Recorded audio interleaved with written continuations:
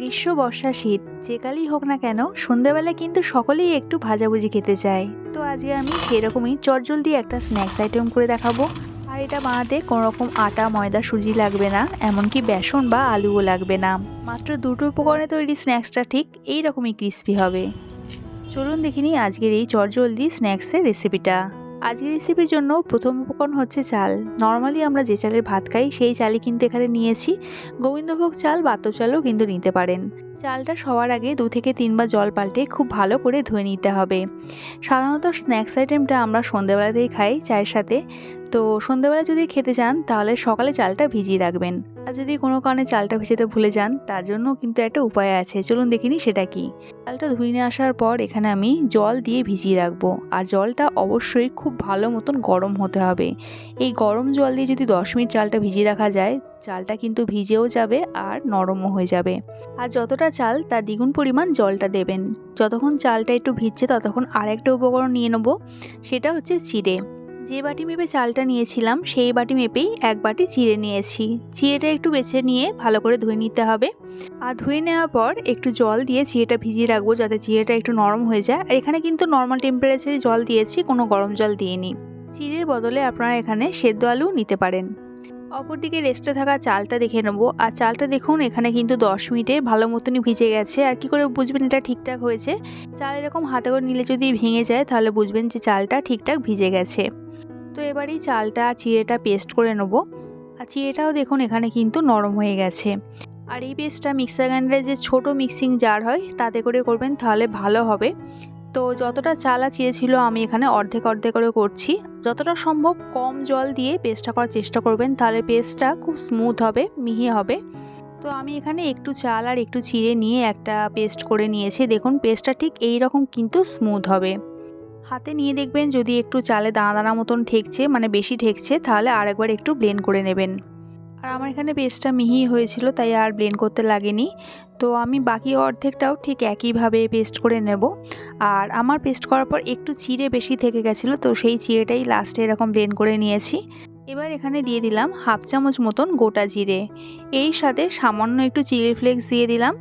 কাঁচা লঙ্কাও চাইলে দিতে পারেন এখানে। স্বাদ মতো নুনটা দিয়ে দিলাম। এবার সব উপকরণগুলো পেস্টের সাথে খুব ভালো করে একটু মিক্স করে নেবো। হাত দিয়েই করবেন এই মিক্সটা, তাহলে খুব ভালো হবে। আর এই মিক্সটা যত ভালো করে করবেন, যত ফেটিয়ে করবেন, তত কিন্তু রেসিপিটা ফ্লাফি হবে, দেখতে ভালো লাগবে। আলাদা করে কোনো রকম বেকিং সোডা দিতে লাগবে না। মিক্স করা হয়ে গেলে এখানে একটু আদা দিয়ে দেবো। আদাটা এখানে গ্রেট করে দেবো। চাইলে এখানে আদার কিমা দিতে পারেন, তবে পেস্টটা দেবেন না। আর আদাটা এরকম লাস্টেই দেবেন। মিক্স করার সময় যদি আদাটা দেওয়া হয় তাহলে আদাটা একটু তিতকুড়ো হতে পারে, রেসিপিটা একটু তেতো ভাব আসতে পারে। সবশেষে এখানে একটু দিয়ে দেবো ধনেপাতা কুচো। ব্যাস এই কটাই কিন্তু উপকরণ। আর দেখলেনই যে যে উপকরণ আমি এখানে দিয়েছি সব কটাই কিন্তু বাড়িতে সব সময় মজুদ থাকে। আদা আর ধনেপাতা কুচোটা ব্যাটারের সাথে ভালো করে মিশিয়ে নিলে একদম কিন্তু এটা রেডি। এখানে আর কোনো কিছুই অ্যাড হবে না। আর ব্যাটারের থিকনেসটা দেখুন, বড়ার আকারে ছাড়লে ঠিক এইভাবে পড়বে, মানে সঙ্গে সঙ্গে পড়বে না, একটু সময় নিয়ে পড়বে। ব্যাটার সম্পূর্ণ রেডি। এবার এখান থেকে পকোড়া ভাজার জন্য আমি আগে থাকতে একটু সাদা তেল বা রিফাইন্ড অয়েল বসিয়ে দিয়েছিলাম। তেলটা খুব ভালো মতন গরম করে তারপর গ্যাসের ফ্লেমটা একদম লোতে রেখে এরকম বড়া বা পকোড়ার আকারে ছাড়তে হবে। আর এই পকোড়াগুলো একটু এরকম ছোটো মাপের ছাড়বেন, তাহলে খেতেও ভালো লাগবে আর দেখতেও খুব কিউট কিউট লাগবে। সমস্ত পকোড়া ছেড়ে দেওয়ার পর গ্যাসের ফ্লেমটা মিডিয়ামে করে দেবেন। আর কোনো রকম হাতাখুন্তি দেবেন না যতক্ষণ না এরকম ওপরে ভেসে উঠছে। এরকম উপরে ভেসে ওঠার পর এইবার আস্তে আস্তে উল্টে পাল্টে দিতে হবে।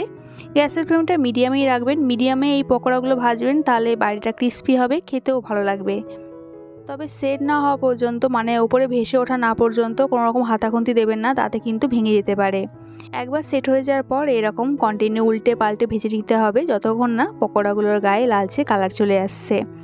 4 থেকে 5 মিনিটের মধ্যেই দেখবেন পকোড়ার গায়ে এই রকম লালচে কালার চলে এসছে। আর যখন এইরকম লালচে কালার চলে আসবে তখন বুঝবেন এগুলো রেডি হয়ে গেছে। আর এখানে একটা ব্যাচে পকোড়া ভাজা হয়ে গেছে। আর পকোড়াগুলো দেখুন দেখতে কতটা লোভনীয় হয়েছে, সঙ্গে কতটা ক্রিস্পিও হয়েছে, আওয়াজটা শুনুন।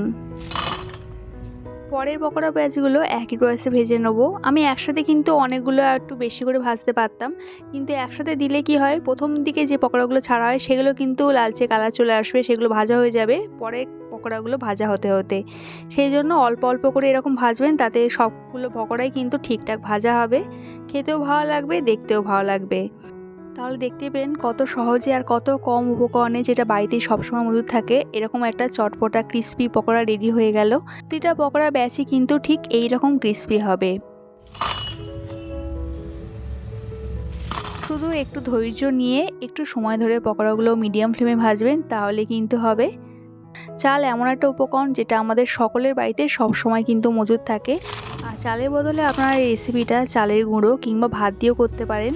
প্রসেস এবং ইনগ্রিডিয়েন্টস একই থাকবে। আর যাদের আলু খেতে প্রবলেম, তারা কিন্তু এই স্ন্যাক্সটা অবশ্যই ট্রাই করতে পারেন, যেটা ঠিক এই রকম ক্রিস্পি হবে